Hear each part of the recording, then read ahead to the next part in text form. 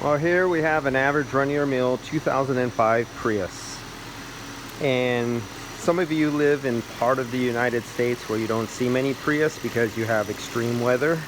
Where here in San Francisco and the big metropolis area, we have Priuses are like cockroaches in a dirty kitchen. They're all over the place. In some countries you may not see many Priuses. So this was a very simple first time getting recharged, 2005, and they didn't burn up their compressor. Very lucky. They were low on charge. They only had 0 to 3 psi on the low side and 68 psi on the high side.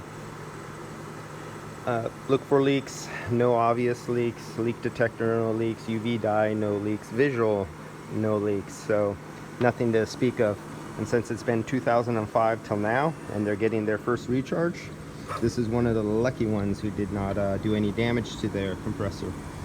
Sometimes when you look down at the sight glass right here and someone runs their Prius low on refrigerant, or too many times low on refrigerant, you'll see that the sight glass is cloudy. You see it's green right now because I have UV dye in it, but if you look at it real carefully,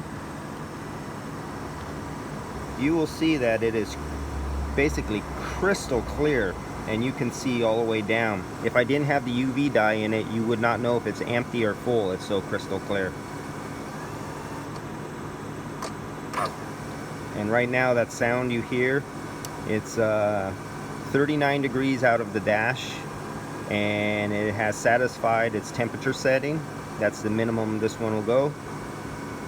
And so the compressor is just kicking off because it cooled the cabin area down.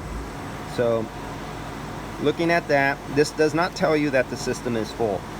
There's times when you can have a little over half refrigerant in the system and still have a sight glass that is clear. You do not use a sight glass to indicate that the system is filled. You only fill by weight only. Remove all the refrigerant and fill it up using a scale. That is the only way. So this was just something to give you a little insight on a Prius again. I know I have many Prius videos, but any of you that are new who haven't gone back and seen my old videos, I have a lot of Prius failures with electric compressor failures, and you could hear them, and I tell you and show you some other things. This particular one only takes 420 to 480 grams, I believe. So you're hovering just over a pound. The last couple Priuses I got, unfortunately, went to somebody with the big machine and contaminated refrigerant, overcharge or undercharge. Those are the most basic things I see when I see a Prius come to me and it goes to another shop after the owner gets fed up with 1 or 2 shops that they've been going to. When I test the refrigerant with the refrigerant analyzer, it'll be contaminated for one. That's one of the real common ones. Another one, it'll be like 2, 3, 4 ounces overcharged or 2, 3, 4 ounces undercharged. And believe it or not, on a hot day, 2 or 3 ounces overcharged on a Prius makes a big difference. I do have one particular video that shows you what just 1 and then 2 ounces removed from the system, from it hitting over 400 psi and then coming down being operable just by removing an ounce of refrigerant.